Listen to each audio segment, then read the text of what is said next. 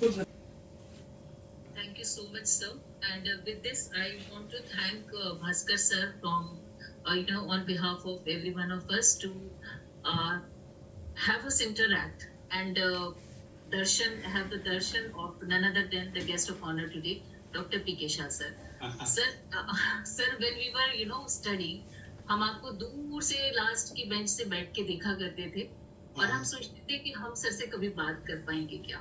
And this is that moment that, thank you Bhaskar sir कि हम sir से रूबरू हैं. And सर कहते हैं ना teacher of the teachers, sir is leader of the leaders.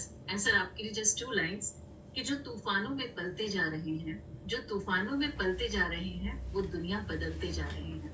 So we have seen how brilliantly P.K. Shah sir has been guiding us since years. He is professor and unit head, Department of OBGY, LTM Medical College and LTMG Hospital, Sion, Mumbai, and State GS Medical College and Chem Hospital, Parel, Mumbai.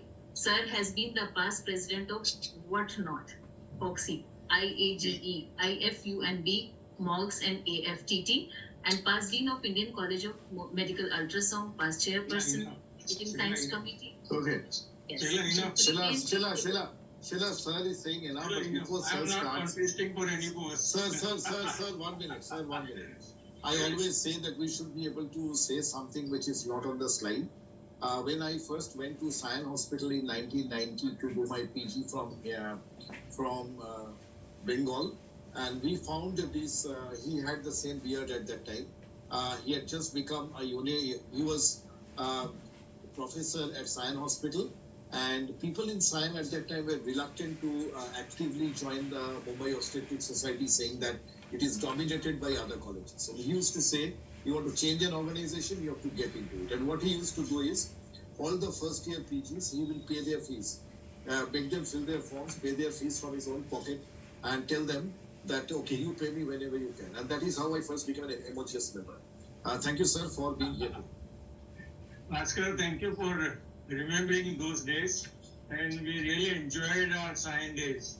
Anyhow, thanks a lot for inviting me to be a part of this Wisdom webinar series, episode 8 on high-risk pregnancy. And it's so nice to see that you are the convener, and Basab and Shevanti are also co-conveners for this particular webinar. Manish Pandya is going to talk on pregnancy and obesity. Again, a very less talked about topic. So I think people are going to be very interested in listening to Manish and Dr. Manju Puri from Delhi, who is going to talk on, again, a very little talked about topic, that is reduced fetal movement. So when you have a woman coming to you with reduced fetal movement, what are you going to do? Very practical tips I'm sure she will be giving to all of you. My dear Parikshit Tarant, who was a joint secretary of mine when I was a president in 2012, is going to cover sepsis in pregnancy. There are 3 difficult topics that you have picked up, Bhaskar, and I'm very happy to see that you are covering all these topics which are not commonly talked about in webinars. Thank you very much for having me with you, and it's so nice to see some young Turks as national coordinators, including Charu Modi, Dr. Madhumita, Rohan, Sheila, etc., helping you with this particular webinar. Thank you very much, and I wish you all the very best for all your future endeavors, including President's post of Foxy. Thank you very much.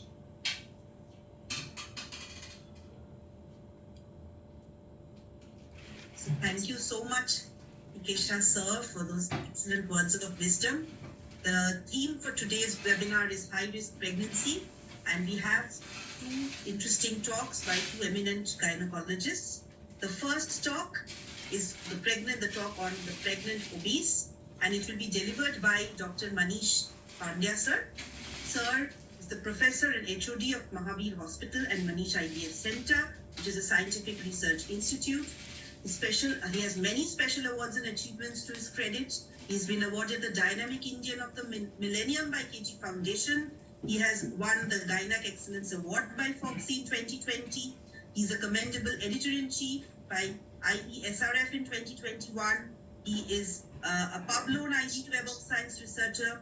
He has in total there are 53 DNB residents doing residency under him, of which 2 have passed, and he has a FOXY recognized ART, IUI, IVF, ICSI, and ultrasound training centers, training on 2D, 3D, 4D, and color Doppler. Sir has won the ICUG Fellowship in Laparoscopy and Reproductive Medicine, and he has various publications, books by JP, 3 chapters in postgraduate series, and he has had 737 presentations as faculty in conferences. So who better to deliver this talk on the pregnant obese than Dr. Manish? Again, partially, before you start, I think Manish and I have been friends for long. We've grown up in the organization together. Yes, sir. I think the first time I met Manish was in a very strange. I'm from Kolkata, he's from Surendranagar, and we first met at a conference in Cuttack, maybe around 15, 16 years back, yes, Manish. Sir. And partially, you couldn't remember before ICOG when the scientific team called him up. Commitment. He said that there will be a lot of last minute cancellations. You want a filler? I'll be carrying around 70 talks with. So he's a prolific teacher and a prolific speaker. And I still remember that bench. It's a pleasure to have you on the way. Thank you, Bhaskar sir. Thank you for kind words, madam. And Pranam, PK sir. Always remembering you and always taking blessings from whenever we will meet. Sure. Can I share my screen, madam? Yes, sir. Sure, sir. Okay. Is my screen visible? Okay. Yes, sir. Yes, sir. So this is pregnancy and complication, madam, or obese pregnant. These are my credentials, madam, and this is Orchid ID QR code. If anybody wants to see my publication, there are 110 on Orchid. So you can see that, and thank you for all achievements. The moment child is born, mother is also born. She is there, mother is something new. With the blessings of Mother of Mind and so many mothers to whom we had delivered, 3 books written by us is recommended in RCOG as a reading material. Atlas of Fetal Echocardiography and Technique of IVF Made Easy also gone for 2nd edition. I am Editor-in-Chief of Indian Journal of Obstetrics and Gynecological Research, and this is Scopus Index Journal. I am also editor in Open Access Journal in Gynecology, worked as a KOL in dydrogesterone, and recently in ASHRAE 2023 I got opportunity to interview Professor Herman Tournay in Copenhagen, and this all my videos are available on Manish 4269 YouTube channel. What is pregnancy specific definition of obesity? We all know that obesity is always marked with BMI. BMI is calculated kg divided by meter square. Whenever we see any BMI more than 30, then this patient considered as a obese. And when she become pregnant, it is a pregnancy with obesity. There are 3 different class of obesity. You can see that 30 to 34 point, 35 to 39, and more than 40. And believe me, nowadays we are getting more and more obese patient in practice. And thank you, Bhaskar sir, for giving this opportunity, that we can see that there are lots of complications we had seen in pregnancy with obese people. If we see prevalence, usually when I was working in Nairobi, we had seen that all people are not less than 100 or 120 kg. Usually we can't deliver them on OT table, so we have to make a big labor table, and usually 150 to 150 kg mother, we are also delivering them on labor table if we want to do cesarean section also. In northern India, this ratio is very high. I don't know, but there might be very good chapatis and charts are available in northern Jordan. So there will be more 53% are there. What is the pathobiology behind this? Whenever you say anybody is obese, they don't like to call them obese. But if you ask them, what you are eating, madam? Then usually she is asking to her husband, whether I am eating more? Husband is in a soup. If he say yes, then also will be caught in fire. If she says no, then it is also difficult. But it is a dysregulated effect of metabolic, vascular, and madam, would you please mute everyone so there is no disturbance? There is dysregulatory effect of metabolic, vascular, and inflammatory pathways, that is obese related insulin resistance, and that's why preeclampsia. Because whenever obesity is there and placental lactogen is also there, so whenever in obese patient, if you see placenta is more, that is hyperplacentous or placenta is very thick. When there is thick placenta, there are more placental lactogen is available in circulation, and this lactogen is always interfering with the free insulin, and there are more chances that she may got gestational diabetes. And whenever there is chances of gestational diabetes, it always causes preeclampsia. That is also depends on maternal genotype, fetal exposure to increased level of glucose, lipids, and inflammatory cytokines. These all are epigenetic changes. This is the pathobiology behind the pregnancy. So, what is the potential issue if pregnancy become obese and pregnant? There is issue with antepartum, postpartum, and latest we find offsprings. PK sir, there is new definition. You had told us that adult origin disease, adult disease of fetal origin. If mother is obese, and there are chances that this offspring getting birth from an obese lady will have some adult disease, and that adult disease has got a genetic component in the intrauterine also. So what are the potential issue we are able to carry in antepartum? There are chances of early pregnancy loss. As I told, OGL2 diabetes will be there, gestational diabetes will be there. PH is always associated. There are chances of preterm birth. There may be postterm delivery because of ovulation induction of infertility in this patient. We are getting multiple pregnancy, and because of big size, there is obstructive apnea, and there are sometimes carpal tunnel syndrome is also seen. During intrapartum period, we have to induce the lady. There is difficulty in progress of labor. There are chances that she may go for cesarean section. Sometimes trial of labor may fail and we have to go for cesarean delivery. And whenever you want to go for cesarean delivery, we have to always consult anesthetist, because there are lots of difficulty in this type of patient to give anesthesia, whether there is regional or whether there is general anesthesia. Because regional, I had seen that only spinal needle hub is visualized when we are giving spinal anesthesia, and because of obesity in neck or short neck, there is difficulty in intubation also. And whenever there is obesity, there are chances of gestational diabetes, so there are complications related with the macrosomia of the baby.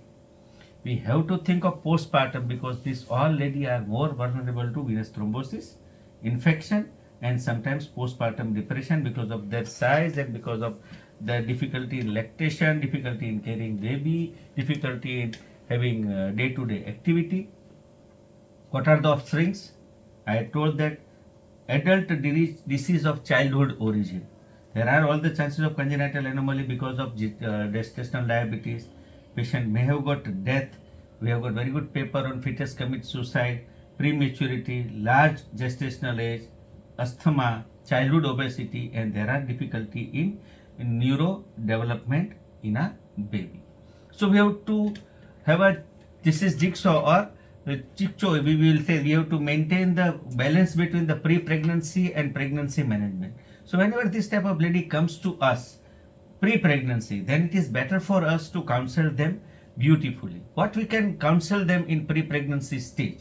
First, we have to evaluate her when she want to get pregnant, what is her marital status, how many years there is active marriage life, and we have to inform about the adverse effect of obesity and fertility. First and almost, we have to say that reduce the weight, and this is very difficult job.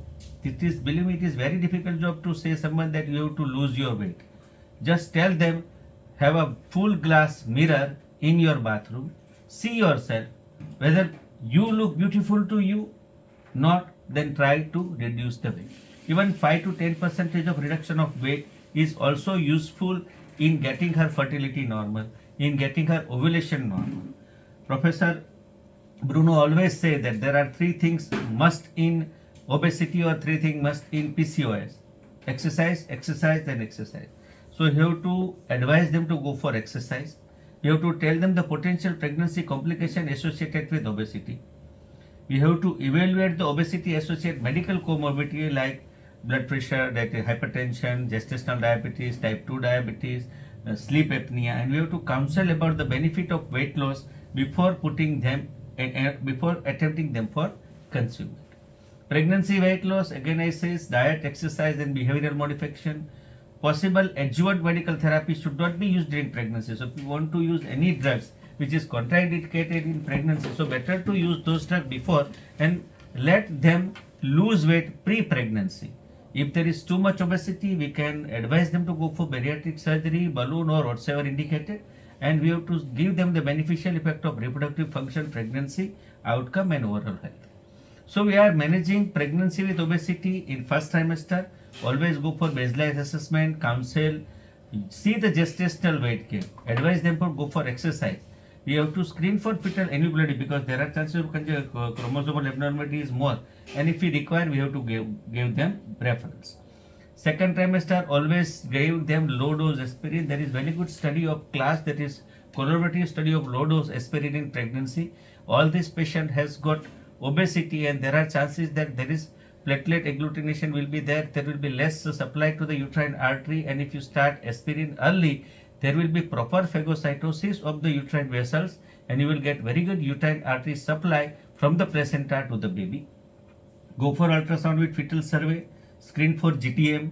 In third trimester, always see for the fetal growth. It doesn't mean that obese baby will be obese always. There are chances there will be IUGR, and there are chances there will be fetal macrosomia.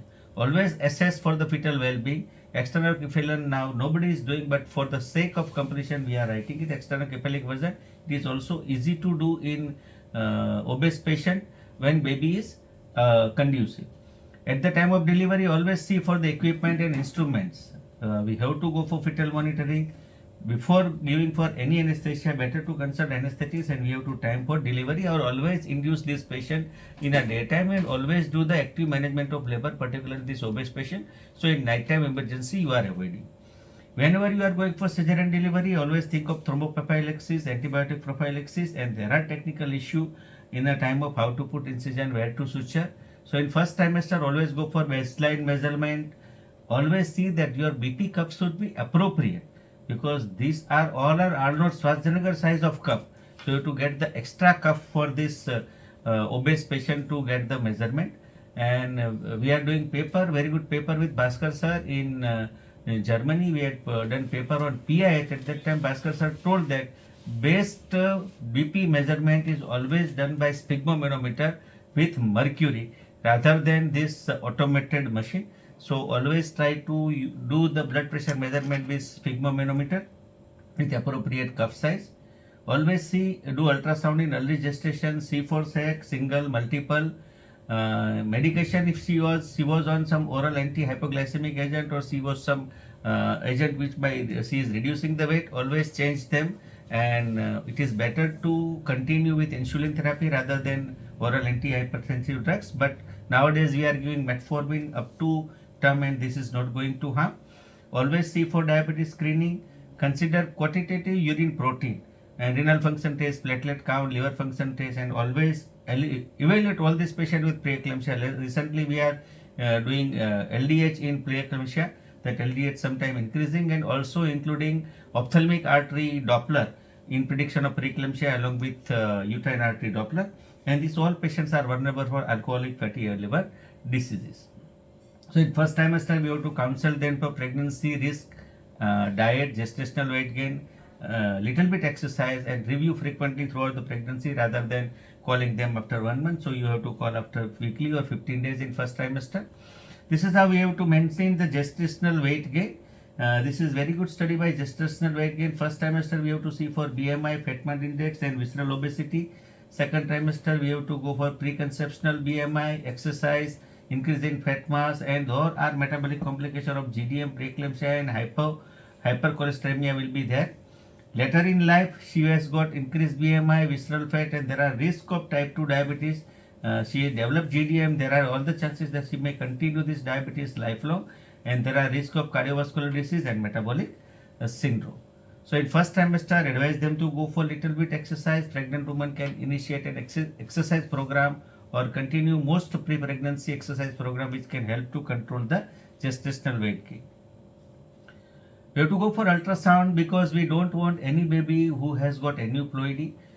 So obese patients are not at the risk of fetal aneuploidy, and there are false positive results because of the obesity in fetal free DNA. So NIPT is we are not advising them. We are going for fetal ultrasound marker like nuchal translucency, nasal bone, ductus venosus, and tricuspid regurgitation, and if required we are going for quadruple marker. If required, then go for amniocentesis. So serum based tests are adjusted against the maternal weight, and this test, according to the obesity, we have to perform.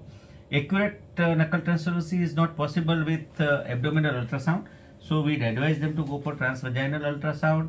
And if required, amniocentesis, CVS are more challenging technically because of the transducer frequency of 3.5 megahertz or 5 megahertz or 12 megahertz. That depends upon the penetration, because there is too much obesity, and obesity is, believe me, is detrimental for ultrasound, because ultrasound waves are not passing through it. If we require, we have to refer them for cardiopulmonary disease if suspected, if there is something abnormality in their heart sound, or we are suspecting there is cardiomyopathy is there. She might have some complaining of sleep apnea, so we have to advise them to go for pulmonary referrals. And we have always advised them to go for dietitian, and this registered dietitian will advise them to do the weight. Low dose aspirin, I had mentioned that it is the required for the day to prevent preeclampsia and also give very good vascularity to the uterine artery, because latest theory in PIH is improper phagocytosis of the uterine artery musculature. So if we give aspirin from the beginning, then the proper phagocytosis of this uterine musculature, uterine artery musculature will be there, and there are less chances of preeclampsia.